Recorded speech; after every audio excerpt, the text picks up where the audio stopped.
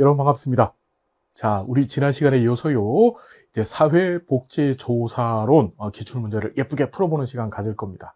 자, 우리 공부를 했으면 얼마나 쉬울까? 얼마나 쉽게 문제를 풀 수 있는지 한번 보시자고요.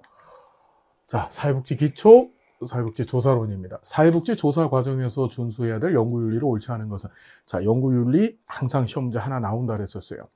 그래서 우리는 사회과 그 중에서도 이제 인간만을 대상으로 해서 연구를 진행을 하거든요. 연구 윤리가 매우 중요하죠. 사람을 대상으로 하기 때문에.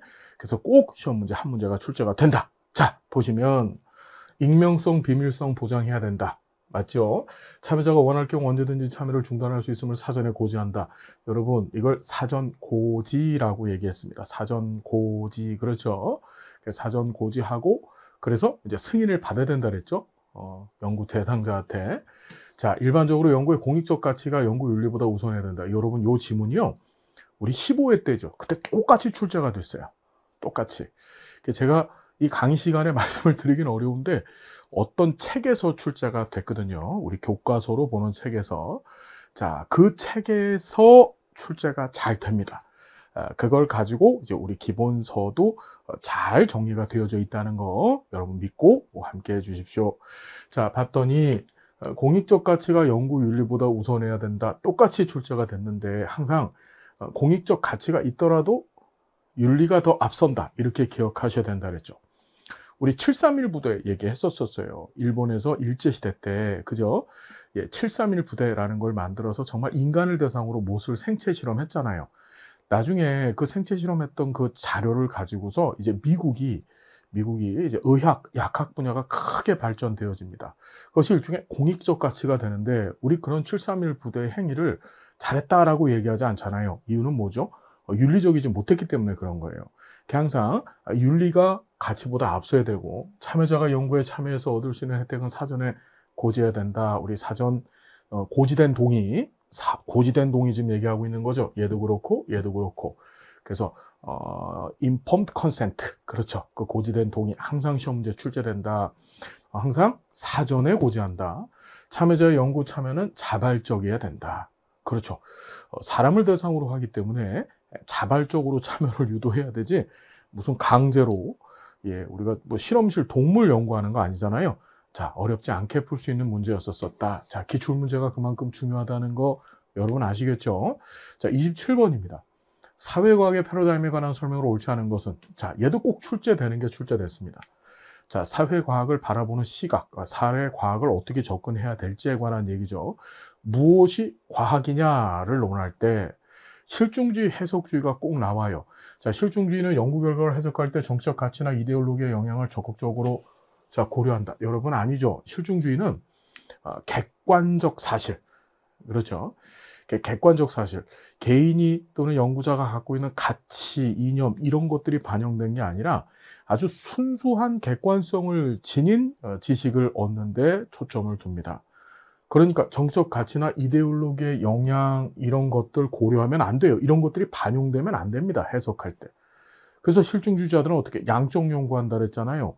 양적 연구는 수량적, 계량적, 즉 숫자로 답을 얻어낸다 그랬죠. 숫자로. 여러분 그 숫자 안에 결론으로 숫자로 답을 얻어내는데 숫자 안에 무슨 정치적 가치가 있고 이데올로기 영향이 있겠어요. 무슨 얘기인지 이해가 되셨나? 예를 들어서 대통령의 지지율이 뭐 30%다. 그걸로 끝난 거예요. 그걸로.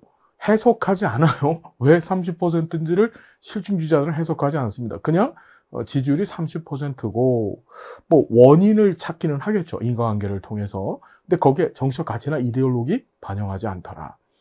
자, 1번이 벌써 틀렸네요. 해석주의는 삶에 관한 심층적 주관적 이야기 맞죠? 자, 비판적 사회과학 또는 비판주의라고 얘기합니다. 얘도 우리 14회 때, 15회 때 그때 이미 출제가 됐던 거예요. 아마 이번 시험 문제는 출제자가 그 14회, 15회 문제를 보면서 출제를 했던 것 같아요.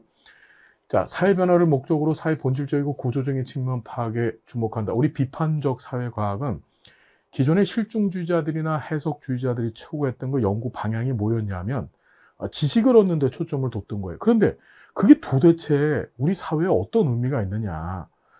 결국 과학이라고 하는 것은 우리 사회를 개량, 바꿔놓는 데 초점을 둬야 되지 않느냐. 그래서 비판주의는 말 그대로 기존의 실증주의나 해석주의를 비판했다고 해서 그런 어떤 과학적 지식을 얻는 데 초점을 두는 거 그거 별 의미 없다. 그게 뭔 의미가 있어.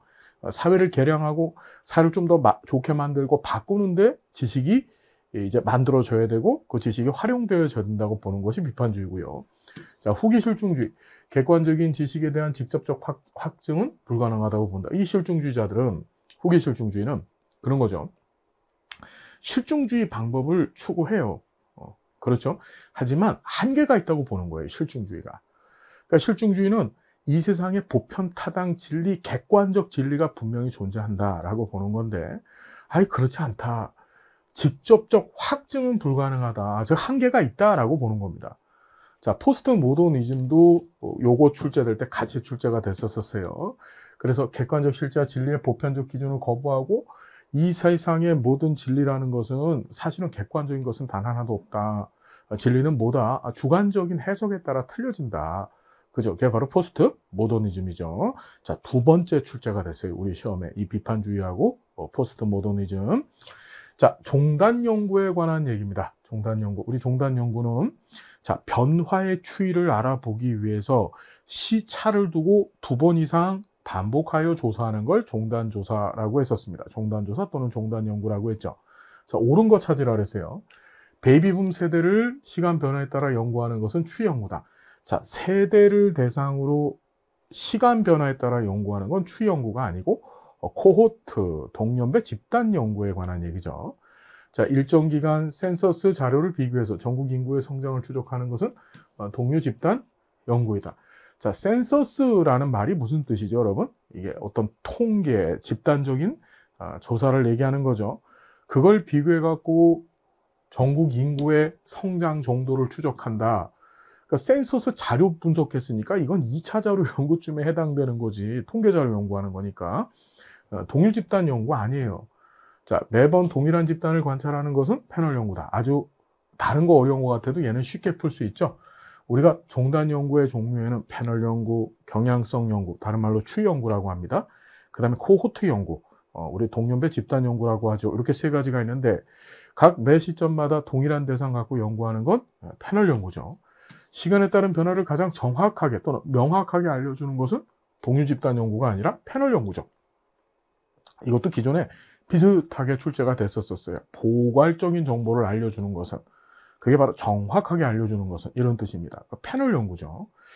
일반 모집단의 변화를 시간 변화에 따라 연구하는 것은 자, 동료 집단 연구이다. 일반 모집단이라고 하는 것은 전체 연구하고자 하는 대상 집단을 얘기하는 건데 시간 변화에 따라서 연구하는 것. 그러니까 모집단이라는 건 전체 구성은 다 조사한다는 뜻이에요. 그걸 시간 변화에 따라서 조사를 하겠대요. 동료 집단 조사는 여러분 모집단을 조사하는 게 아니에요. 즉 매 시점마다 조사 대상이 다르잖아요. 그죠? 그 모집단을 시간 변화에 따라서 다 조사하겠다고 하는 건 이것도 패널 조사 설명하고 있는 거라고 볼 수 있겠죠. 무슨 얘기인지 알겠나요? 요새 시험 문제 트렌드가 그냥 단순 암기가 아니라 무엇이 무엇인지 어떤 특정 개념에 대해서 명확하게 이해하고 있는지를 물어요. 우리도 그러니 명확하게 공부해야 되겠죠. 중요한 게 명확하게 공부하면 안 까먹습니다. 명확하게 공부하면 남을 가르칠 수 있어요. 무슨 얘기인지 알겠죠, 여러분? 자, 연가설에 대한 설명으로 옳은 것을 모두 고른 것 같았습니다. 연구가설에 대한 반증가설이 연가설이다. 여러분, 말이 좀 이상하죠. 벌써 틀렸다는 게 확 와닿죠. 다시 한번. 연가설에 대한 반증가설이 연가설이다. 이건 맞는 지문이죠. 죄송합니다. 이건 맨날 시험에 나왔던 지문이에요. 연가설은 자, 변수 간의 관계가 없음을 뜻한다. 그렇죠. 변수 간의 관계가 없음을 뜻한다. 즉, 독립변수가 주어지더라도 그 독립변수로서의 역할을 하지 못한다라는 의미고요. 대안가설을 검증하여 채택하는 가설이 연가설이다. 그게 아니고 연가설이 반증되어졌었을 때 이 대안가설이 나오는 거죠. 변수 간의 관계가 우연이 아님을 증명하는 게 아니라 변수 간의 관계가 우연하게 나타났다라고 보는 게 연가설이죠. 자, 연가설 문제 되게 쉽게 출제가 된 거예요. 답은 몇 번입니까? 예, 1번이 답이 되겠습니다. 자, 30번을 좀 보겠습니다. 사회조사 목적에 관한 설명으로 옳지 않은 것은, 자, 목적에 따라서 사회조사를 구분하면 탐색적 조사, 기술적 조사, 설명적 조사 이렇게 구분한다 그랬었어요. 자, 탐색적 조사는 보통 조사를 시작하기 전에 그 조사의 타당성 여부를 알아보기 위해서 시행하는 조사고, 기술적 조사라고 하는 것은 자, 있는 그대로의 사실만을 조사하는 거라 그랬죠. 반면에 설명적 조사는 인과관계를 규명하기 위해서 시행되는 조사라 그랬습니다. 이 세 가지가 다 뭐라고? 목적에 따른 조사입니다. 자, 보면 옳지 않은 것. 지난해 발생한 데이트 폭력 사건의 빈도 유형, 당연히 기술적 조사죠. 사실 그대로의 상황을 보려고 하는 거니까. 외상 후 스트레스로 퇴역한 군인을 위한 서비스 개발의 가능성을 파악하기 위해서 초기 면접을 실시했대요.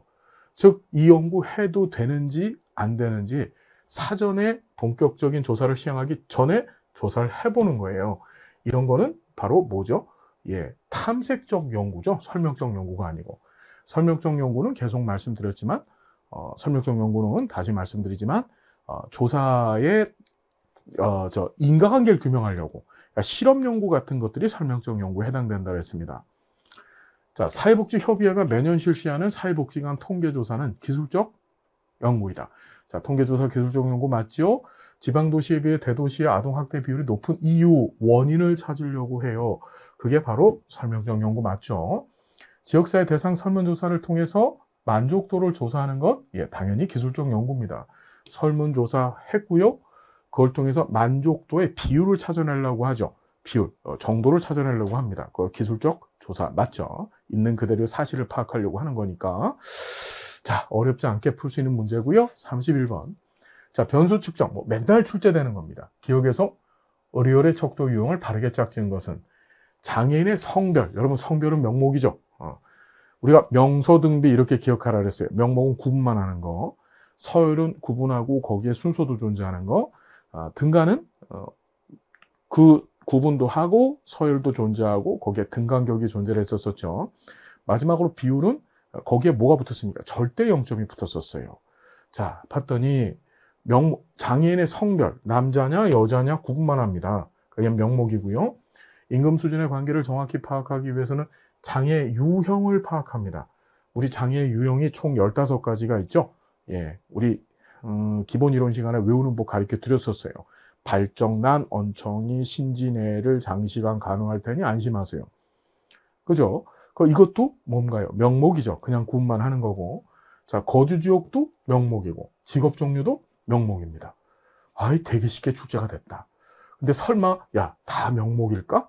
이래서들 틀렸어요. 아닙니다. 전부 명목. 답은 1번이죠. 자, 32번. 조사 설계 내적 타당도와 외적 타당도에 관한 설명으로 옳은 것 했습니다. 자, 조사 설계를 할 때 우리는 고려를 해야 돼요. 이건 양쪽 조사 설계죠. 내적 타당도라고 하는 것은 인과관계 정도를 얘기하고, 외적 타당도라고 하는 것은 일반화 정도를 의미한다 그랬습니다. 여러분 알고 있죠? 그래서 자, 보시면 어떤 변수가 다른 변수의 원인임을 정확하게 기술하는 것, 그건 내적 타당도죠. 어떤 변수가 다른 변수의 원인이면 그 다른 변수는 결과가 되는 거예요. 그 원인과 결과의 관계를 정확하게 조사하기 위해서 의도적으로 인과관계 모형을 만들잖아요. 이게 바로 이제 실험 설계와 관련된 거죠. 내적 타당도고요. 연구 결과를, 연구 조건을 넘어서 다른 상황이나 모집단으로 일반화하는 정도, 그건 외적 타당도죠. 자, 내적 타당도는 외적 타당도의 필요 조건이지만 충분 조건은 아니다. 이게 요번에 처음 시험에 나온 지문이에요. 이게 맞죠? 앞으로 이 지문 계속 나올 겁니다. 외적 타당도의 필요 조건이지만 충분 조건은 아니다. 실험 대상의 탈락이나 우연한 사건은 외적 타당도 저해 요인이 아니라 대표적인 내적 타당도 저해 요인이죠. 그 다음에 외적 타당도가 낮은 경우 내적 타당도 역시 낮다. 자, 그렇지 않아요. 외적 타당도가 둘 사이의 관계는 일반적으로 대칭 관계를 갖고 있다 그랬었어요. 내적 타당도가 높으면 외적 타당도는 낮아져요. 반면에 외적 타당도가 높은 것들이 오히려 이제 내적 타당도하고 거리가 멀다 그랬었죠. 자, 우리가 대칭적 관계를 갖고 있다는 얘기까지 해서 이 내적 타당도와 외적 타당도 사이의 관계를 묻는 문제가 이렇게 출제됐고, 이 32번에 이 3번이 맞는데요. 얘는 앞으로 계속 출제가 될 것이다. 자, 33번. 피면접자를 직접 대면하는 면접조사가 우편 설문에 비해서 갖는 장점이 아닌 것은, 자, 면접조사가 우편조사보다 좋은 거예요. 자, 응답자 익명성 보장 수준이 높다. 여러분, 익명성이 높다. 그러면 꼭 기억하셔야 될 게 첫 번째 우편조사라 그랬습니다. 자, 두 번째 우편조사를 활용한 델파이 기법이라 그랬죠. 그 두 가지를 반드시 기억해 달라 그랬었어요. 그러니까 얘는 익명성 보장 수준이 높은 것은 우편조사나 또는 델파이 기법이거든요. 자, 보충적 자료 수집이 가능하다. 맞습니다. 우편조사 같은 경우에는 묻고 싶은 게 우편으로 설문조사 대상자한테 갖고 그 안에서만 물을 수 있어요. 그런데 보충적 자료 수집이라고 하는 것은 면접조사를 실시할 때는 우리가 비구조화된 면접을 같이 실시할 수 있거든요. 그러니까 구조화된 설문지를 갖고 조사를 하면서 플러스 알파 비구조화된, 즉 연구자가 그러니까 면접자가 면접 대상자한테 묻고 싶은 것을 다 증문 즉답을 할 수 있단 말이에요. 그렇죠? 더군다나 또 면접 대상자의 행동도 관찰할 수 있어요. 얘가 무슨 행동을 하느냐. 그런 것들이 일련의 보충적 자료가 되는 거죠. 우편조사는 그게 안 되죠. 자, 대리응답 방지도 가능하고요. 맞습니다. 우편 설문은 대리응답 문제가 생길 수 있죠. 높은 응답률을 기대할 수가 있습니다. 그렇죠. 응답률적 측면에서는 면접조사가 가장 높다 그랬습니다. 자, 조사 대상에 대한 심층적 이해 가능하다. 그래서 이 면접조사를 통해서 할 수 있는 대표적인 질적 연구 방법이 심층 면접이다라고 시험 문제 출제가 됐었습니다. 심층 면접. 자, 33번의 답은 몇 번인가요? 1번이죠. 자, 34번. 다음 변수의 측정 수준에 따른 분석 방법이 옳지 않은 것 했습니다. 얘도 좀 잘 보셔야 돼요. 자, 보면 출신 지역. 자, 얘는 변수가 뭐죠? 명목입니다. 명목. 명목 같은 경우에는 이걸 이제 통계 자료로 분석할 때 우리 그러니까 통계 자료로 분석을 할 때 산술적인 방법을 통해서 대표값을 찾아요. 그것도 우리가 공부했었습니다. 그 대표값이라고 하는 것이 최빈값이나 중위값이나, 그렇죠. 최빈값이나 중위값이나 우리가 잘 알고 있는 산술 평균값이죠. 그렇죠. 그걸 제일 많이 쓴다 그랬었어요. 최빈값이라고 하는 것은 자료가 있었을 때 그 자료 중에서 가장 많이 등장한 것들, 그걸 대표값으로 정하는 거고. 자, 중간값이라고 하는 것은 자료를 작은 것부터 큰 값으로 쫙 나열한 다음에 그 가운데 오는 값을 대표값으로 정하는 걸 중위값 또는 중간값이라 그랬습니다. 자, 그리고 나서 이제 산술평균이라고 하는 거 우리 평균값 내보셨잖아요. 그러니까 자료의 총량을, 별량을 전부 다 더한 다음에 그걸 자료의 개수로 나누면 평균이 나오죠. 그 평균을 대표값으로 정하는 거예요. 그 자료 전체에. 자, 양쪽 연구가들이 쓰는 거죠. 자, 보시면 옳지 않은 거. 자, 도시, 도농복합, 농어촌, 기타 이렇게 해놓고서 1번 도시, 2번 도농복합, 3번 농어촌, 4번 기타 이렇게 해서 설문지 줬단 말이에요. 그죠? 한 100명 정도 주고 그중에서 이제 도시 체크한 사람들이 한 10명. 나머지는 다 도농복합 이렇게 체크를 했단 말이에요. 그죠? 그럼 이게 명목이거든요. 이 명목 같은 경우는 어떻게 해? 당연히 최빈값, 즉 가장 많이 등장한 값을 대표값으로 정하는 게 일반적이죠. 얘는 중위값이나 또는 백분율 같은 거, 백분율 쓸 수 있죠. 백분율도 쓸 수는 있어요. 그러니까 전체 중에서 얼마만큼 차지하고 있는지를 찾아볼 수 있는 거죠. 근데 중위값이나 또는 뭐 평균값 이런 것들 쓰기는 좀 어렵죠. 특히 중위값은 불가능합니다. 자, 교육 수준, 무학, 초등학교 졸업 이래 놓고서 이거 1번 무학, 2번 초등학교 졸업 이렇게 해서 설문지 돌렸단 말이에요. 그럼 이제 답이 나왔었을 때, 응답을 해줬을 때 그걸 작게 나온 빈도수부터 많게 나온 빈도수로 쭉 나열하고 가운데 값을 대표값으로 정할 수 있는 거예요. 얘는 서열척도고, 서열척도, 서열측정은 중위값을 대표값으로 정할 수 있죠. 자, 가출경험 유무, 얘도 명목이죠. 명목은 말씀드렸듯이 백분율. 예를 들어 10명이 응답을 했는데 그 중에 4명이 가출경험 유고, 6명이 가출경험 무다. 그럼 가출경험 유가 전체에서 차지하는 비율은 100분의 60%, 10명, 4명이라 그러지? 40%가 되겠죠. 자, 얘도 명목이고, 연간 기부 금액이라 그랬습니다. 얘는, 비율이죠, 비율. 자, 비율 같은 경우에는, 자, 뭘 쓸 수 있습니까? 범위라고 해서 우리가 범위라고 하는 것은 얘도 한 번 기존에 출제가 됐었어요. 예를 들어서 당신의 기부금 액수는 어떻게 됩니까? 0에서 100만 원 미만. 2번 100만 원 미만에서 300만 원 미만. 이런 식으로 100만 원 이상에서 죄송합니다. 자, 이걸 범위라고 얘기를 하죠. 예.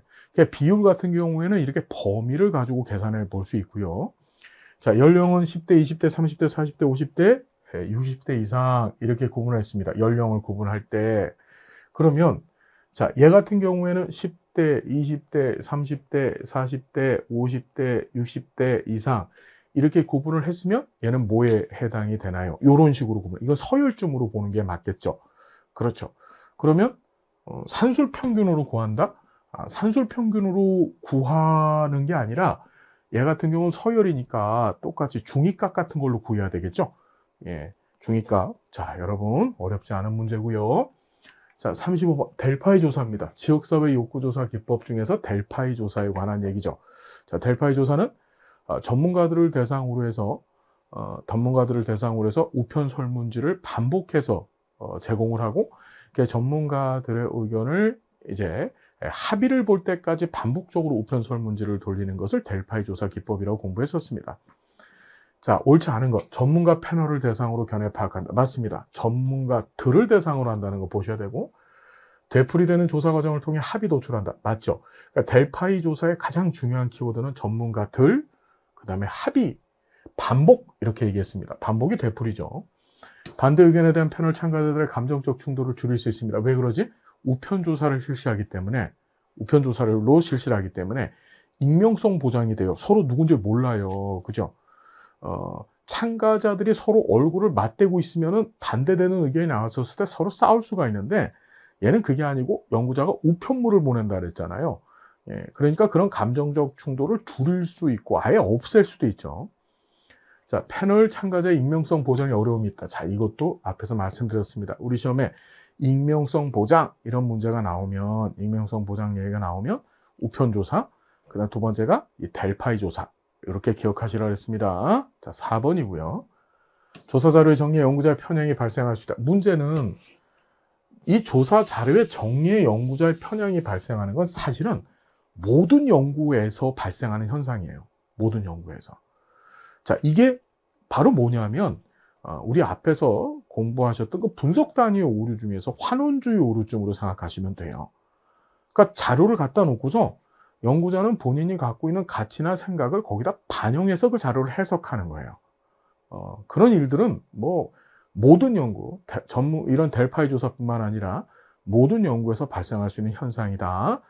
자, 36번입니다. 관찰을 통한 자료 수집에 관한 설명을 옳은 것 했습니다.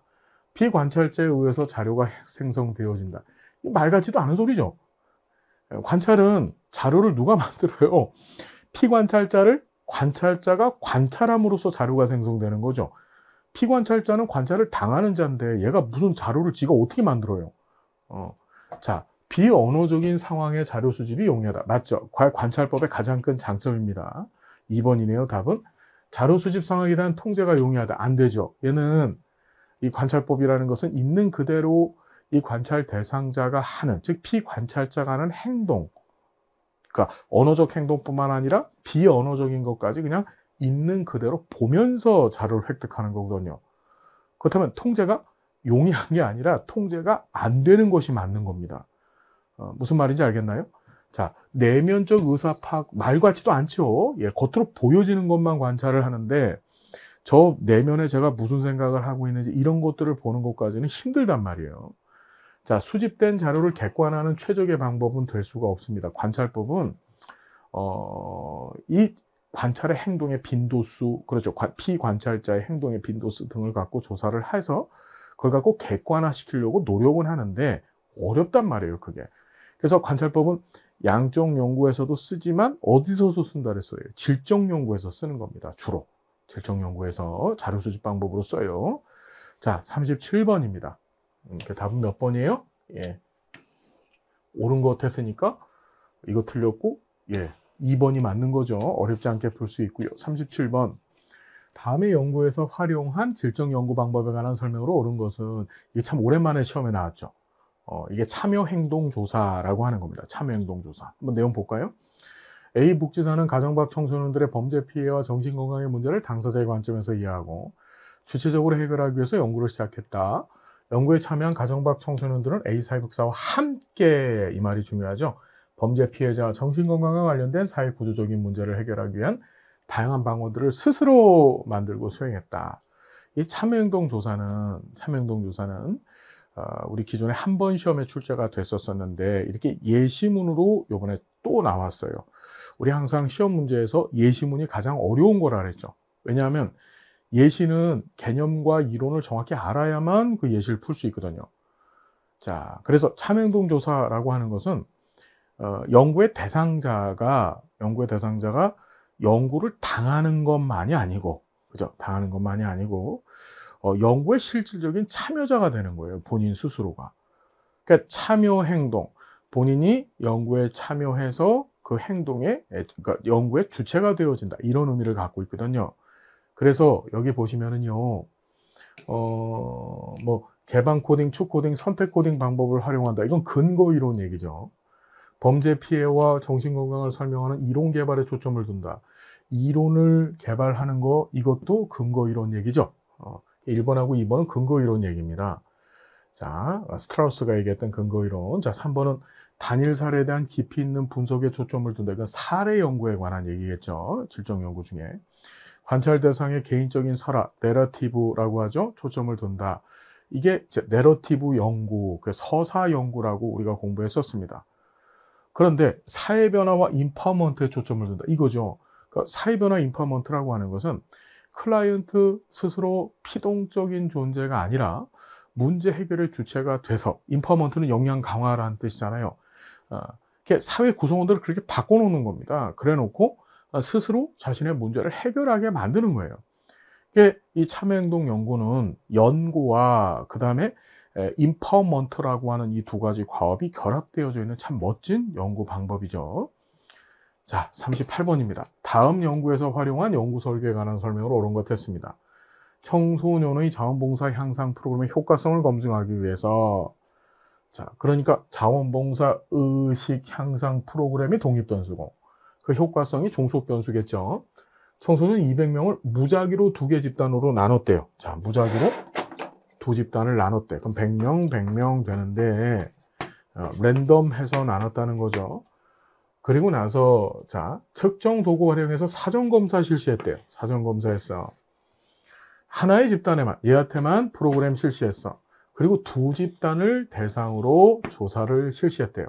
여러분, 이게 바로 뭐지? 통제집단 사전사후검사 설계죠. 통제집단 사전사후검사 설계. 단순 무작위를 했고 사전검사를 실시하고 한 집단에게만 독립변수 제공하고 그에 이제 사후검사를 실시했어요. 그게 통제집단 사전사후검사 설계다. 자, 개 특징을 보면 옳은 것. 테스트 효과 발생 가능성이 낮다. 여러분, 우리 검사 효과 이러니까 맨날 알잖아. 그래서 테스트 효과라고 출제한 거예요. 검사 효과 발생할 가능성이 상당히 높습니다. 검사 효과는, 테스트 효과는 사전검사를 하면 발생하는 거죠. 사전검사 때 사용한 척도가 사후검사 때 사용한 척도하고 같았었을 때 발생하는 내적 타당도, 그 다음에 외적 타당도 저해 요인이 테스트 효과였었습니다. 그래서 요거 틀렸죠? 굉장히 높아져요. 집단 간 동질성 확인 가능성이 낮다. 동질성 확인, 사전검사를 실시했잖아. 그럼 2집단의 속성이 같다는 것을 확인하고 시작하죠. 무슨 말인지 알겠나요? 이 동질성 확인 가능성이 낮은 건 무슨 조사예요? 통제집단 사후검사 설계죠. 사전검사하지 않고 사후검사만 한 통제집단 사후검사 설계입니다. 자, 사전검사 프로그램의 상호작용 효과의 통제가 가능하다. 여러분, 사전검사와 프로그램의 상호작용 효과 통제 가능 불가능? 이게 안 된다고 끊임없이 공부했었잖아요. 통제가 어렵습니다. 그러니까 사전검사 했고 프로그램의 상호작용 시험 효과라고 하죠. 통제 안 되고 자연적 성숙에 따른 효과 통제가 가능하다 이랬습니다. 이게 가능하죠. 왜? 성숙이라고 하는 것은 단순한 시간의 흐름이 일종의 외생변수나 또는 억압변수 역할을 해서 내적 타당도를 떨어뜨리는 거예요. 그러면 이 성숙 효과를 통제하기 위한 가장 좋은 방법은 사전 검사를 하고 나서 개입을 하고 나서 사후 검사를 하는 요 시간들을 줄이면 돼. 무슨 얘기인지 알겠어요? 그러니까 프로그램 제공하고 나서 그냥 바로 뭐라지? 이제 사후 검사하고 사전 검사하고. 그러니까 다시 한번 성숙 효과를 줄이는 방법은 뭐라고 했어? 시간의 흐름이 외생 변수 효과를 하는 거니까 그 성숙 효과를 통제하는 방법은 그 시간을 단축시키면 되는 거예요. 단축시키면. 그러니까 얘는 통제가 가능해 안 가능해? 가능하죠. 자, 실험 집단의 개입 효과가 통제 집단으로 전이되어지죠. 자, 봐봐. 실험 집단의 개입 효과가 통제 집단으로 전이되는 이런 현상을 개입의 확산이라고 얘기했습니다. 그죠? 그런데 얘는 개입의 확산이 막혀지죠. 막을 수 있어요. 꼭 전이 된다가 아니고 전이 될 수 있다 이러면 맞는 건데 전이 된다 이러면 틀린 거죠. 무슨 말인지 되세요? 전이 될 수도 있어요, 사실은. 그러니까 두 집단을 잘 갈라놨는데 이 개입의 확산은 왜 발생한다 그랬습니까, 여러분? 이 통제 집단과 실험 집단의 대상들이 서로 상호작용을 하게 되면 개입의 확산이 벌어져요. 그걸 막으면 되거든요. 그러니까 전이 된다가 아니고 전이 될 수 있다. 그럼 맞아요. 꼭 전이 되는 건 아니야. 그걸 연구자가 철저하게 막으면 전이 안 될 수도 있는 거예요. 38번의 답은 4번이다. 자, 어렵지 않고요. 우리 공부했던 거에서 다 나왔어. 그러니까 제가 그랬어요. 철저하게 잘 공부하자, 우리가. 잘 공부하면 나중에 우리는 뭐 한다. 우리 시험 붙어갖고서 1급 자격증, 그래요. 1급 자격증도 따야 되지만 우린 그걸 좀 한 단계 넘어서자고 제가 누누이 말씀드렸잖아. 넘어서서 우리는 자격증도 취득하지만 이번 기회에 제대로 공부해서 최소한 우리가 현장에서 또는 학교에서 누군가 우리 1급이 되면 슈퍼바이저가 되잖아요. 그러니까 누군가를 가르칠 수 있는 그런 멋진 사람들이 좀 돼보자. 그 얘기를 드리는 거예요. 상황으로 오는 것은, 자, 연구의 외적 타당도 저해하는 상황. 자, 이 문제가 논란이 많았었어요. 한번 보면, 연구 대상의 건강 상태가 시간 경과에 따라 회복되어지는 상황 이랬습니다. 자, 앞에서 공부했지만 단순한 시간의 흐름이 건강 상태라고 하는 종속 변수에 영향을 주고 있어요. 즉 개입하지 않아도 시간 흐름 때문에 변화가 일어나는 거야. 이런 것을 성숙 효과라 그랬죠. 성숙은 내적 타당도 저해 요인이에요. 자, 요게 문제야. 자아 존중감을 동일한 측정 도구로 사전 사후 검사를 했어. 이 출제자는 참 나쁜 사람이에요. 이거 답이 최종적으로 5번만 답이 됐거든요. 근데 2번도 답이에요, 진짜로. 예. 여러분, 말씀드리지만 동일한 측정 도구로 사전 사후 검사를 하면 이게 검사 효과가 발생하는 거거든요. 근데 검사 효과는 주시험 효과와 상호작용 시험 효과 두 가지를 발생시킨다 그랬었어요. 주시험 효과는 내적 타당도를 떨어뜨리고 상호작용 시험 효과는 외적 타당도를 떨어뜨리거든요. 그래서 사전 사후 때 동일한 척도를 사용을 하면 두 문제가 생기는 거예요. 내적 타당도도 떨어지고 외적 타당도도 떨어져요. 상호작용 시험 효과 때문에. 얘도 답이 맞아요. 근데 최종적으로 2번이 답이 아니다 이렇게 했어요. 이걸 행정소송을 걸까 말까 고민을 하다가 이제 패싱을 했는데 2번도 맞아요, 여러분. 이건 출제자가 정말 오류낸 겁니다. 예. 오류고 자기가 오류한 것을 인정하지 않은 거예요. 정말 한심스럽습니다. 정말로 한심스러워요. 예. 사회적 지지를 다른 측정 도구로 사전 사후 검사를 했어요. 이게 바로 뭐죠? 다른 측정 도구나 사전 검사 또는 사후 검사 때, 사전 검사, 사후 검사 때 다른 측정 도구나 또는 다른 연구자가 측정을 했을 때 발생하는 내적 타당도 저해 요인이 바로 도구 효과죠. 도구 효과니까 내적 타당도 저해 요인이고, 실험 집단과 통제 집단 간 열량 분포의 차이가 크게 발생을 하는 거예요. 크게. 이게 바로 뭐지? 선택의 편향이죠. 실험 집단하고 통제 집단이 단순 무작위가 잘 안 됐어. 그래서 두 집단의 속성이 서로 틀립니다. 그래놓고 연구가 시작이 되어져. 그럼 인과관계 검증이 안 돼요. 이걸 선정 편향이라고 얘기했습니다. 그 선정 편향은 바로 뭡니까? 선정 편향은 내적 타당도 저해 요인이다. 자, 5번. 자발적 참여자만을 대상으로 연구 표본을 구성하게 되는 상황이라고 했습니다. 이게 바로 표본의 대표성 문제죠.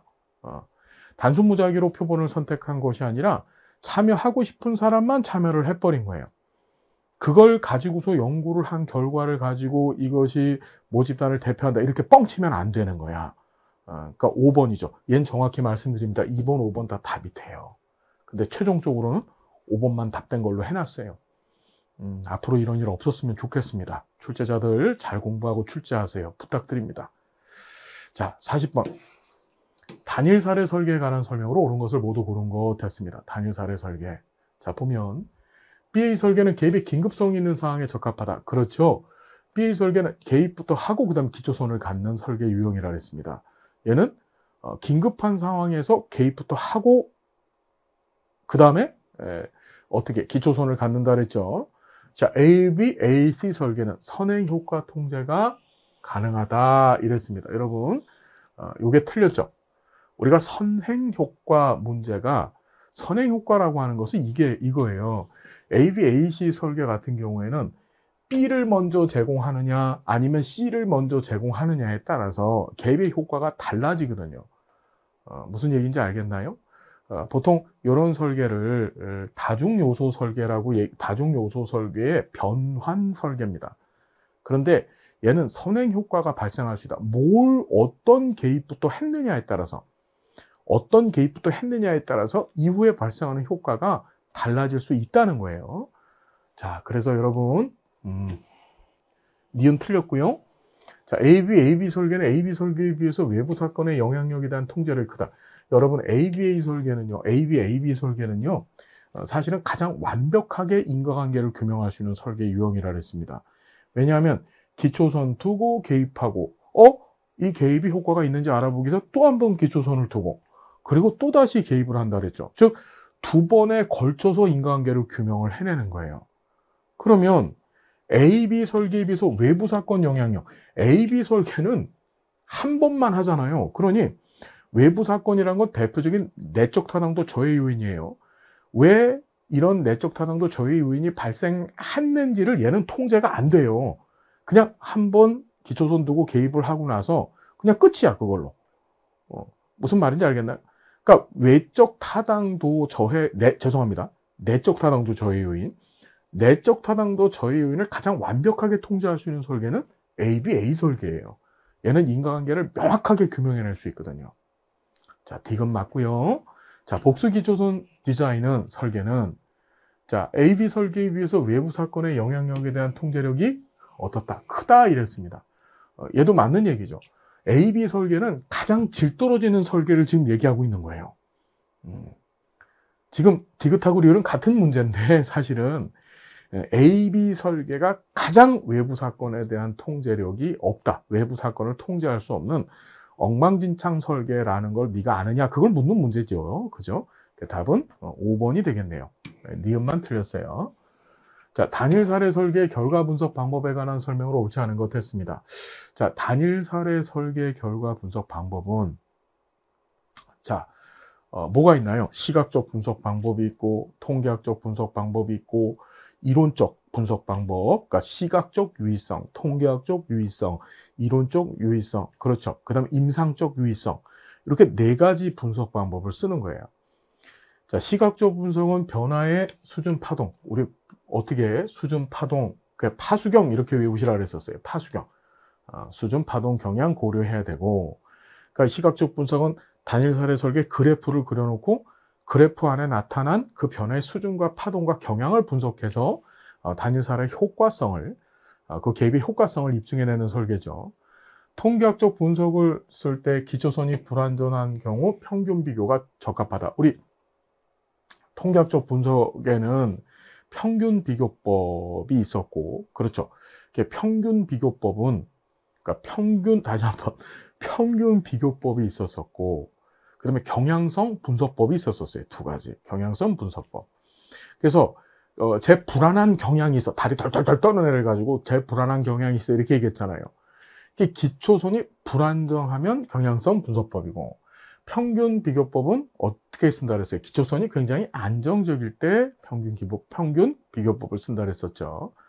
자, 평균 비교에서는 평균과 표준 편차를 함께 고려해야 된다. 맞습니다. 표준 편차 쓰는 건 평균 비교법이에요. 경향성 분석에서는 기초선의 측정값을 두 영역으로 나눈 다음에 거길 선으로 이렇게 이어주는 게 경향성 분석법이라 그랬죠. 여러분, 이게 참 그냥 단순하게 시험 문제 안 나온다니까요. 정말 잘 알아야 돼요. 우리 이론, 통합이론서 안에 있는 내용 그대로 출제됐거든요. 그러니까 이론서 가지고 제대로 공부하셔서, 제가 누누이 말씀드려요. 한 번만 더 얘기할게요. 잔소리 같아서 그런데 요번 말고는 내가 평생에 복지사로서 이렇게 잘 공부할 시간이 없다. 내가 1급 시험 준비하는 이때만큼은 제대로 한번 공부해 보겠다. 알겠죠, 여러분? 자, 임상적 분석은 결과 판단의 주관적 요소의 개입 가능성이 크다. 그렇죠. 임상적 분석이라고 하는 것은 아무리 이론적이거나 또는 이런 통계학적이나 또는 시각적 방법으로 분석이 됐다고 하더라도 실질적으로 이 프로그램의 효과성에 대한 이 프로그램을 받은 사람들 입장에서 평가를 하라는 거예요. 일종의 임상적 분석은 만족도 평가거든요. 만족도 평가. 무슨 얘기인지 이해가 됐나요? 서비스를 받은, 프로그램을 받은 만족도를 평가하는 거예요.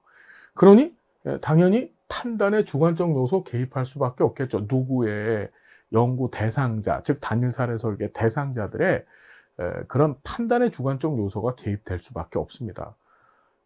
서비스는 뒤따 좋았는데 할머니가 서비스를 받았어요. 단일 사례 설계로 개입을 받은 거야. 근데 오늘 할아버지랑 대판 싸우고 왔거든요. 그리고 나서 이제 조사를 했단 말이에요, 연구자가. 그럼 아무리 서비스가 좋았어도 할머니 기분 나빠요, 오늘 답이. 그럼 답 나쁘게 해주거든요. A씨 신경질나. 그게 임상적 분석이에요. 그래서 주관적 요소 개입 가능성이 상당히 커진다. 답은 2번이 됩니다. 자, 측정 오류에 관한 설명으로 옳지 않은 것 됐습니다. 우리 측정의 오류는 크게 두 가지, 체계적 오류와 비체계적 오류, 우리 비체계적 오류, 무작위 오류라고 하죠. 두 가지가 있었었다. 자, 옳지 않은 것인데 연구자의 의도가 포함된 질문은 체계적 오류를 발생시킨다. 맞아요. 연구자의 의도가 포함돼서 이걸 유도성으로 끌고 가면 체계적 오류, 체계적 오류는 편향이 발생한다는 거죠. 편향. 그 타당도를 깎아먹는다 그랬었어요. 사회적으로 바람직한 응답은 체계적 오류를 발생시킨다. 그렇죠. 이게 사회적 바람직성 편향이라고 했었습니다. 당신은 동성애에 대해서 어떻게 생각하십니까? 그럼 나는 속으로는 동성애 되게 좋아하는데, 제가 좋아한다는 거 아닙니다. 절대로. 예, 좋아하는데, 예를 들어 목사님께서 설문지를 주고서 너 동성애에 대해서 어떻게 생각하니? 이렇게 하면 그걸 좋다라고 얘기하면 안 되겠지. 나쁘다라고 응답을 하는 거예요. 편향이 발생을 해요. 자, 그 다음에 측정의 오류는 연구의 타당도를 낮춘다. 여러분 잘 보셔야 돼. 측정의 오류가 연구의 타당도를 낮춰. 어떤 측정이, 어떤 오류가? 체계적 오류가. 그러니까 얘는 체계적 오류는 연구의 타당도를 낮추고, 비체계적 오류는, 무작위 오류는 연구의 신뢰도를 낮추는 거죠. 그러니까 여기다가 지금 뭘 안 써놓은 거예요. 체계적 오류는. 근데 이거 틀리다고 보면 안 되죠, 이 지문은요. 무슨 얘기인지 알겠습니까, 여러분? 자, 4번. 타당도가 낮은 척도의 사용은 무작위 오류를 발생시킨다. 여러분, 무작위 오류가 바로 뭐예요? 무작위 오류가. 말씀드렸듯이 무작위 오류가 비체계적 오류고, 비체계적 오류는 신뢰도를 깎아먹는다 그랬죠. 그러니까 타당도가 낮은 척도는 타당도하고 관련이 있는 건 체계적 오류예요. 무작위 오류는 계속 말씀드리지만 뭐하고 관련이 있는 거예요? 신뢰도하고 관련이 있는 거예요. 그래서 신뢰도가 낮은 척도를 자꾸 쓰면 그게 무작위 오류를 발생시킨다. 이렇게 봐야 되죠. 측정의 다각화, 우리가 삼각화라고도 얘기합니다. 측정의 오류를 줄이는 아주 좋은 방법이에요. 그 측정의 다각화는 주로 이 측정을 할 때 다양한 측정 도구를 쓰든지, 하나의 측정 도구만 쓰는 게 아니라, 또는 다양한 측정자가 들러붙어 갖고 측정을 하는 거예요. 무슨 말인지 돼요?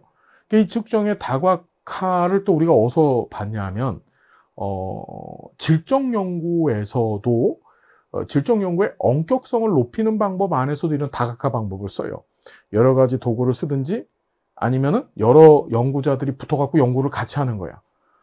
무슨 말인지 이해됐나요? 그럼 측정 오류를 줄일 수가 있겠죠. 잘못 측정할 수도 있잖아. 개인 한 연구자가 연구를 하면. 그런데 다른 연구자가 들러붙어 갖고서 측정한 걸 또 측정을 해보는 거야. 또는 한 측정 도구를 갖고 한 척도를 갖고 연구를 해봤는데 그 연구가 잘못될 수도 있잖아요. 그 측정 도구가. 그러니까 다른 측정 도구를 또 써보는 겁니다. 그걸 측정의 다각화라고 합니다. 그 다각화를 쓰면 측정의 오류, 체계적 오류, 비체계 오류 전반적으로 많이 줄일 수가 있어요. 자, 43번. 변수의 조작적 정의에 관한 설명으로 옳은 것을 모두 고른 것은, 자, 변수는 개념적 정의를 실제로 관찰할 수 있는 수준으로 전환시키는 것이다. 맞는 얘기죠. 우리가 뭐 배웠냐면 개념의 구체화 과정. 이래서 개념적 정의, 조작적 정의, 측정, 척도 이렇게 순서를 공부해 봤었습니다. 자, 개념적 정의는 어떤 추상적인 개념을 사전적으로 정의 내린 거고 그걸 실제로 측정 또는 관찰할 수 있는 수준으로 바꾸는 것을 이걸 바로 뭐라고 해요? 이걸 바로 조작적 정의라고 하는 거죠. 그러니까 기억은 조작적 정의에 대한 명확한 정의를 한 거고요. 조작적 정의를 하면 개념의 의미가 다양하고 풍부해진다. 개념의 의미를 다양하고 풍부하게 만드는 것은 조작적 정의는 계속 말씀드리지만 측정하게 만드는 거예요. 관찰하게 만드는 거. 개념의 의미를 다양하고 풍부하고 또 아주 정확하게 탁 정의 내리는 건 그건 개념적 정의 얘기죠. 개념적 정의. 조작적 정의가 아니고. 자, 조작적 정의를 통해 개념이 더욱 추상화된다. 우리 계속 공부했지만 개념적 정의, 조작적 정의 아래로 내려갈수록 구체화되고 위로 갈수록 추상화된다 그랬었어요. 그래서 조작적 정의 쪽으로 갈수록 개념이 추상화되는 것이 아니라 구체화되는 겁니다. 가장 추상적인 게 뭐예요? 사람 머릿속에 있는 개념이죠. 자, 이것도 틀렸고요. 조작적 정의가 없어도 가설 검증이 가능하다. 여러분, 가설은 양적 연구에서 쓰는 거고요. 양적 연구에서. 그리고 검증을 어떻게 양적, 수량적으로 검증을 해내는 거예요. 그래서 우리는 측정이란 방법을 쓰는 거고 측정하기 위해서 조작적 정의를 해야 되는 겁니다. 다시 말해서 조작적 정의 없으면 가설 검증할 수 있어서 못하는 거야. 모든 양적 연구는 다 조작적 정의를 해요. 측정 가능하게 하는 거야. 설문지가 척도가 만들어지고 그걸 통해서 그 설문지를 만들어서 연구를 진행하는 겁니다. 43번의 답은 1번이네요. 1번. 하나밖에 맞는 게 없습니다. 옳은 것 1번이고요. 자, 44번이 표지오차. 아유, 요것도 또 시험 문제 나와가지고 모두를 경악하게 만들었었어요. 자, 보면 표지오차에 관한 설명을 옳지 않은 것은 자, 신뢰 수준을 높이면 표지오차는 감소한다 이랬습니다. 신뢰 수준을 높이면. 여러분, 신뢰 수준이 높아지면 표지오차 옳지 않은 거예요, 지금. 신뢰 수준이 높아지면 표지오차는 감소. 모집단의 모수와 표본의 통계치 간의 차이이다. 그 표지오차 맞죠? 표본의 크기가 커지면 표지오차는 커진다. 이게 답이요. 3번의 답이, 그러니까 44번의 답이 3번이라고 나왔어요. 표본의 크기가 커지면 표지오차는 줄어드는 게 일반적이죠. 그렇죠. 모집단의 동질성에 영향을 받는다. 맞습니다. 모집단이 동질적일수록 표지오차가 줄어드는 경향을 보이죠. 그런 성질을 이용해서 사용하는 표집 방법이 바로 뭔가요? 이 동질성을 기반으로 하는 것이 바로 우리 층화 표집, 확률 표집 가운데는 층화 표집하고 그 다음에 비확률 표집 가운데서는 할당 표집 같은 것들이 이런 동질성 원리를 이용하는 거죠. 자, 표본으로 추출될 기회가 동등하면 표지오차는 감소한다 이랬습니다. 자, 답은 3번쯤으로 보시면 되고, 마을 만들기 사업 참여 경험에 관한 연구의 엄격성을 높이는 방법으로 옳은 것을 모두 고른 것은, 여기 지금 삼각 측정이라고 나왔어요. 삼각 측정. 이게 아까 전에 공부하셨던 측정의 다각화를 삼각 측정이라고 하는 거죠. 똑같은 말이야. 그러니까 조사론 한 시험 문제 안에서 같은 용어를 쓰면 안 될 것 같으니까 좀 다른 용어를 쓴 건데 같은 말이다. 측정의 다각화, 삼각 측정 같은 말이다. 그래서 삼각 측정 예외 사례 표본을 의도적으로 추출할 수도 있고, 장기적 관찰. 자, 연구윤리를 우리가 본 적이 없었는데 이번에 나왔거든요. 연구윤리는 사실은 이 연구의 엄격성이 연구윤리 안에 통째로 포함되는 거죠. 그러니까 연구윤리라고 하는 것은 연구자가 자신이나 또는 자신의 연구 대상자나 또는 자신의 연구를 볼 사람들을 속이지 않는다는 거예요. 그러기 위해서 자신의 연구가 틀릴 수도 있다는 것을 스스로 입증하려고 노력하는 것. 그 연구윤리 강합니다.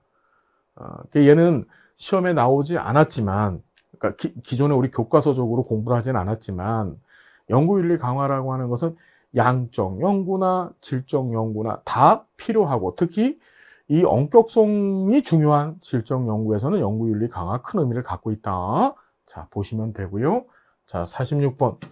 표집에 관한 설명으로 가장 옳은 것은 모집단을 가장 잘 대표하는 표본 추출 방법은 유의표집이다. 여러분, 모집단을 가장 잘 대표하려면은 표집 오차가 적은 표집 방법을 써야 돼요.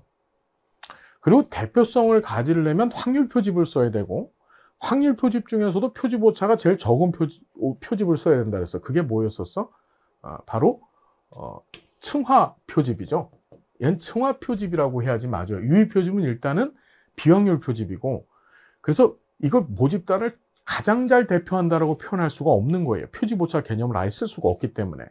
층화 표집이라고 해야지 맞고, 모집단이 이질적인 경우에는 표본의 크기를 줄여야 된다. 아닙니다.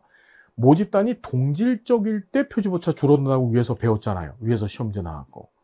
이질적일 경우에는 표집 오차가 증가를 하게 됩니다. 이질적인 경우에는. 그럼 그거를 상쇄하기 위해서 표본의 크기를 늘려줘야 돼요. 표본의 크기가 늘면 표집 오차가 줄어들거든요. 그러니까 표본의 크기를 줄여야 된다는 것이 아니라 상쇄시키기 위해서 늘려야 된다. 모집단이 동질적일 경우에는, 연구의 대상이 동질적일 경우에는 표본의 크기가 적어도 돼요. 작아도 된다. 자, 전수조사에서는 모수와 통계치의 구분이 필요 없죠. 왜 그렇지? 모수라고 하는 것은 모집단의 특성을 얘기하는 거고, 통계치는 표본 집단의 특성을 얘기하는 거예요.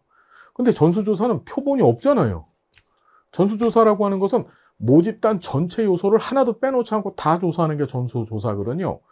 그러니까 통계치 개념이 없어요. 얘는 쓰질 않아요. 그러니까 모수와 통계치의 구분 이런 것들 필요 없고요.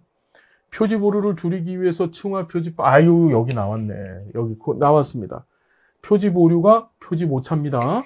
지금 위에서는 표집 오차란 표현을 썼고, 밑에서는 표집 오류라고 했어요. 같은 말이야. 그죠? 그러니까 출제자가 다른 사람이 출제를 했을까? 아니면 위의 문제를 고려하면서 밑에 문제를 만들었을까? 우리가 생각해 볼 수 있겠죠. 그래서 표집 오류 제일 많이 줄일 수 있는 표집 방법은 층화 표집. 알고 있죠? 그 다음에 무슨 표집이라 그랬었어요? 예, 맞아요. 그 다음에 표집이 단순 무작위 표집. 그 다음에 표집 오류가 제일 많이 발생하는 확률 표집은 집납 표집이라고 공부했었습니다. 자, 층화 표집이고요. 체계적 표집 방법은 모집단에서 유의 표집을 실시한 후 일정한 표집 간격으로 표본을 선정한다. 이 체계적 표집 방법은 대표적인 확률 표집인데, 얘는 모집단에서 유의 표집을 실시하는 게 아니라 모집단에서 단순 무작위를 통해서 최초의 표본을 하나 끄집어내고, 그리고 나서 일정한 표본 추출 간격, 이걸 표집 간격이라 그랬죠. 표집 간격으로 표본을 선정하는 겁니다. 유의 표집은 비확률 표집이에요. 다시 얘기하지만 체계적 표집은 모집단에서 첫 번째 요소는 단순 무작위를 뽑고 나머지는 표집 간격만큼 뽑아내는 것이 체계적 표집이라 그랬죠. 자, 47번 보겠습니다. 척도에 관한 설명을 옳은 것 했습니다. 리커드 척도는 개별 문항의 중요도를 차등화하는 것이 아니라, 이것도 시험 문제 매번 나왔죠. 개별 문항의 중요도가 같아야 됩니다. 문항의 중요도가 같아야 돼요. 왜냐하면 얘는 총합평정 척도, 즉 총화라는 건 더하는 거라 그랬었어요. 개별 문항들의 응답 범준의 응답값들을 다 더하거든요. 더해서 그 총량을 갖고서 이제 양적인 분석을 해야 되는 건데, 그 더했었을 때 어떤 문항은 점수값이 높고 어떤 문항은 점수값이 적고 그러면 안 돼요. 그래서 그 중요도가 동등 같아야만 되어집니다. 자, 보가더스의 사회적 거리 척도는 누적 척도다. 자, 이거 맞죠? 우리가 누적 척도 두 개가 있었어요. 보가더스의 사회적 거리 척도와 그 다음에 거트만 척도. 이 두 가지는 누적 척도라 했었죠. 자, 평정 척도는 문항의 적절성 평가가 용이하다. 문항 적절성 평가를 평정 척도는 할 수가 없습니다. 우리가 평정 척도가 있고 리카드 척도가 총합 평정 척도거든요. 이 적절성 평가가 안 돼요.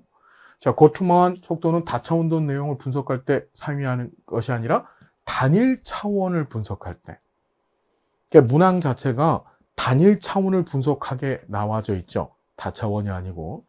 의의 차별 척도는 느낌이나 감정을 나타내는 한 쌍의 유사한 형용사를 사용한다. 자, 유사한이 아니고 완전 이질적인 형용사를 써야 되죠. 느낌이나 감정을 나타내는 형용사를 쓰는 건 맞는데 이질적, 즉 나쁘다, 좋다 해놓고 가운데 5칸이나 또는 7칸 치는 거잖아요. 그러니까 이 문제는요, 정말 말장난 같은 문제, 각 척도의 정의를 네가 정확히 아니? 그걸 묻고 있는 그런 문제였었다. 자, 48번 봅니다. 타당도 문제가 조금 어렵게 출제가 됐어요. 48번 보면, 자, 특정 개념에 포함되어 있는 의미를 포괄하는 정도는 내용 타당도다. 맞아요. 그 개념에 포함되어져 있는 의미가 명확한가, 명확하지 않은가 파악해 보는 것은 내용 타당도고, 개별 측정 도구의 측정값을 현재 사용하고 있는 측정 도구와 비교하는 것은 동시 타당도다. 그렇죠. 개별 측정 도구의 측정값을 현재 사용하고 있는 측정 도구하고 비교를 해요. 그게 동시 타당도죠. 또는 시차를 두고서 비교를 하게 되면 예측 타당도. 그래서 이 동시 타당도와 예측 타당도를 묶어서 우리는 기중 타당도라고 얘기하는 거예요. 맞죠? 예측 타당도의 하위 타당도는 기준 관련 타당도와 동시 타당도. 이게 틀렸죠. 기준 타당도 안에 동시 타당도와 예측 타당도가 포함되는 거죠. 기준 타당도 안에. 그러니까 맡겨 고치려면 어떻게 고쳐야 돼요? 기준 관련 타당도의 하위 타당도, 즉 그 안에는 예측 타당도와 동시 타당도가 있다. 이래야지 맞죠. 측정하려고 하는 개념이 포함된 이론 체계 안에서 다른 변수와 관련된 방식에 기초한 타당도는 구성 타당도다. 그렇습니다. 이론과, 그러니까 개념을 이론 체계 안에서 분석하려고 하는 거, 구성 타당도고, 얘는 구성 타당도 안에서도 뭔가요? 이해 타당도에 관한 얘기하고 있는 거죠. 특정 이론을 가지고 분석하는 거니까. 그 답은 기억, 리은, 리을. 니은은 디귿이 틀렸네요. 예, 기억, 니은, 리을이다. 4번입니다. 자, 신뢰도를 측정하는 방법으로 옳지 않은 것 됐습니다. 49번. 동일한 상황에서 동일한 측정 도구로 동일한 대상을 다시 측정하는 방법. 이게 뭐죠? 검사, 재검사법 얘기하고 있는 거죠. 측정 도구를 반으로 나눠서 2개 독립된 척도로 구성하는 동일한 대상을 측정하는 거. 이거 반분법입니다. 상관관계가 높은 문항들을 범주에서 하위 요인들을 구성하는 방법. 이런 거 본 적 있어요? 상관관계가 높은 문항들을 범주화해서 하위 요인을 구성한다? 뭐 요인 분석법 이런 건데, 요인 분석법은 신뢰도 측정 방법이 아니라 타당도 측정 방법이에요. 그러니까 여러분 얘는 틀렸고요. 동질성 있는 2개 측정 도구를 동일한 대상한테 측정하더라. 그러니까 동질성 있는 2개 측정 도구를 만들어 가지고 동질성, 그러니까 비슷한 거야. 똑같은 게 아니고. 그래서 동일한 측정 대상한테 이 동질성 기반으로 하는 척도도 바로 뭔가요, 여러분? 그러니까 2개 측정 도구를 쓴대요. 이거 바로 이제 대안법, 복수양식법 생각하면 되겠죠. 전체 척도와 척도의 개별 항목이 얼마나 상호 연관성이 있는지 분석하더라. 여러분 답은 3번 되겠습니다. 자, 50번 할당 표집 방법에 관한 설명으로 옳지 않은 것 했습니다. 할당 표집. 자, 보면 모집단의 주요 특성에 대한 정보를 활용한다. 그렇죠. 그러니까 할당 표집은 특성을 알고 있어야 돼요, 연구자가. 모집단에 자신이 연구하고자 하는 집단에 대해서. 왜냐하면 얘는 우리 확률 표집의 층화 표집하고 같다 그랬잖아요. 단지 하나 차이점이 층화 표집에서는 단순 무작위행위를 하는데 얘는 단순 무작위행위가 없다 그랬었습니다. 그래서 층화를 시키려면 할당을 시키기 위해서는 모집단에 대한 정보, 할당 기준을 알아야 된다 그랬었죠. 예, 그러니까 필요하고 모집단을 구성하는 주요 변수별로 표본을 할당하는 확률표, 이게 틀렸죠. 모집단을 구성하는 주요 변수별로 표본을 할당하는 건 맞는데 그 안에서 확률 표집을 실시하는 것이 아니라 비확률 표집, 즉 단순 무작위를 하지 않는 거라 그랬습니다. 할당 표집은 여러분 비확률 표집이에요. 2번이 틀렸네요. 자, 지역 주민 조사에서 전체 주민의 연령대별 구성 비율에 따라 표본을 선정하더라. 그러니까 연령대가 뭐가 되는 거예요? 할당의 기준이 되어지는 거죠.